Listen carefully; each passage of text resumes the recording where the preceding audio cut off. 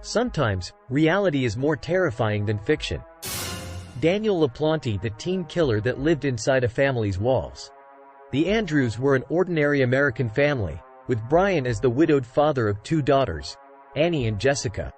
Brian often worked extra shifts to provide for his family, which resulted in Annie and Jessica being left alone at home. Little did they know that this arrangement would prove unsettling and lead to a horrifying encounter. One evening, when Annie was home alone, the phone rang. She answered and heard the voice of a teenage boy introducing himself as Daniel. They began talking regularly, forming a bond without ever seeing each other in person. Daniel claimed to attend a different school and said he had obtained Annie's phone number from a mutual friend. However, this was a deceitful fabrication. In reality, Daniel had broken into the Andrews' house previously, where he had seen a photograph of Annie and developed an unhealthy infatuation with her. Playing on Annie's emotions and desires, Daniel described himself as tall, blonde, and handsome. Annie, being a teenager, was captivated by his words and longed to meet him. A date was arranged, and Annie eagerly anticipated showing off her new love interest to her friends.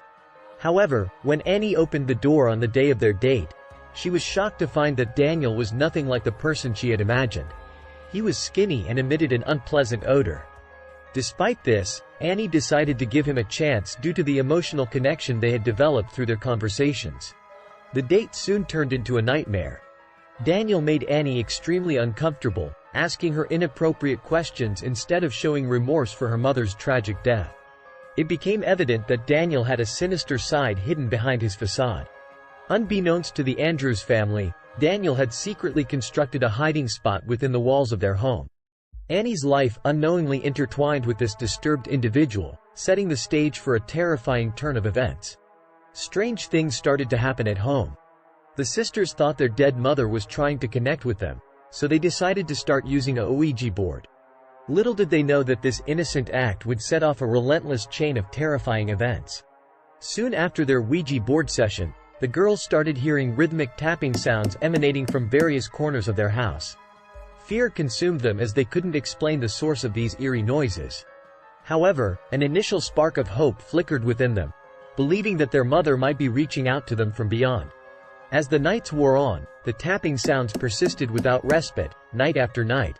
Annie and Jessica's initial excitement turned into paralyzing fear as their home became a haunting ground for unexplained phenomena.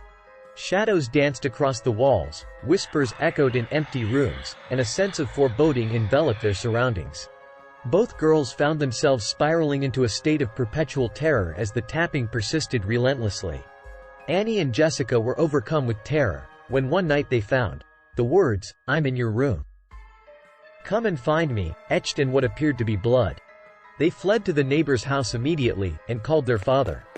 Brian returned home, but was skeptical when he saw the message. However, his frustration grew when he discovered that the writing was created with tomato sauce, not blood. He contacted a counselor, believing his daughters to be concocting lies. The sisters knew the presence was real and it continued to plague their lives. A few days passed and again heard the unnerving tapping sounds, this time emanating from Annie's very own bedroom. A new message awaited them, instilling fear deep within their hearts. "Hi girls, I'm back, come and find me." Again they rushed to the neighbors, who called their father a second time.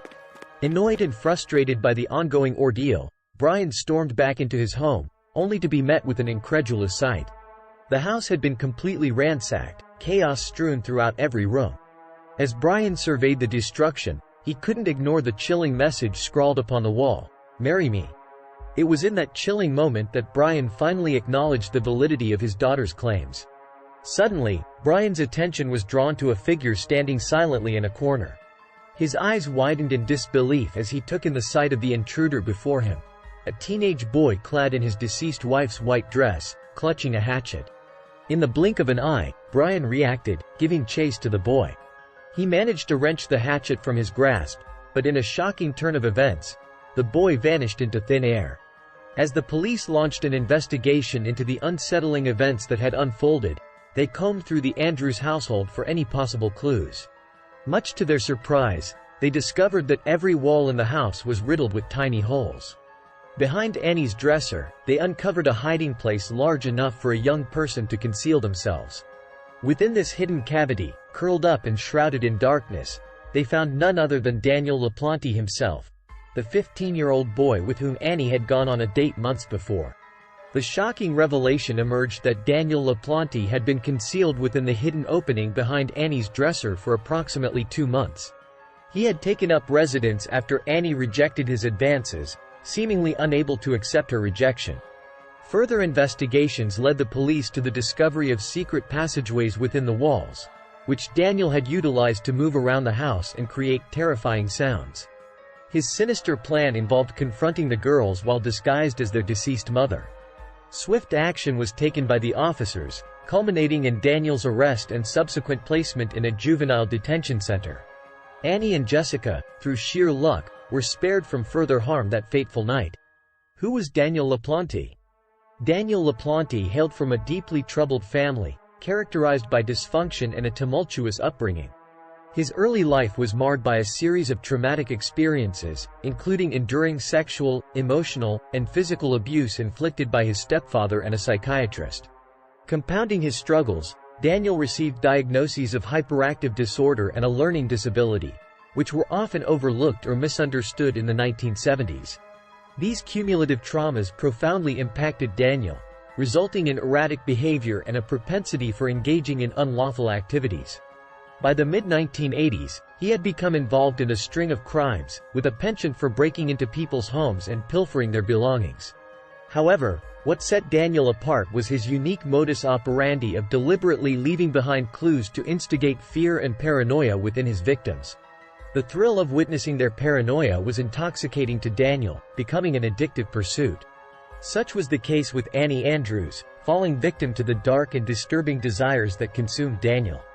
Daniel LaPlante faced serious charges of armed assault and burglary, prompting his mother to pay his $10,000 bail and secure his release.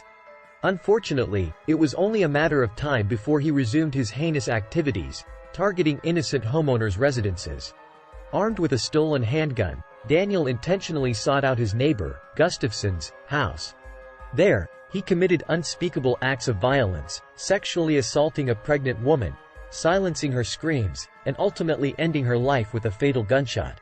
With calculated calmness, Daniel proceeded to the bathroom, where he callously drowned Gustafson's children in the bathtub. Upon returning home from work, Gustafson was greeted by a scene of unimaginable horror. Recognizing the urgency, he promptly contacted the police, initiating a thorough investigation that would ultimately lead them to Daniel. Police officers arrived at Daniel's residence, intending to question him about the crimes.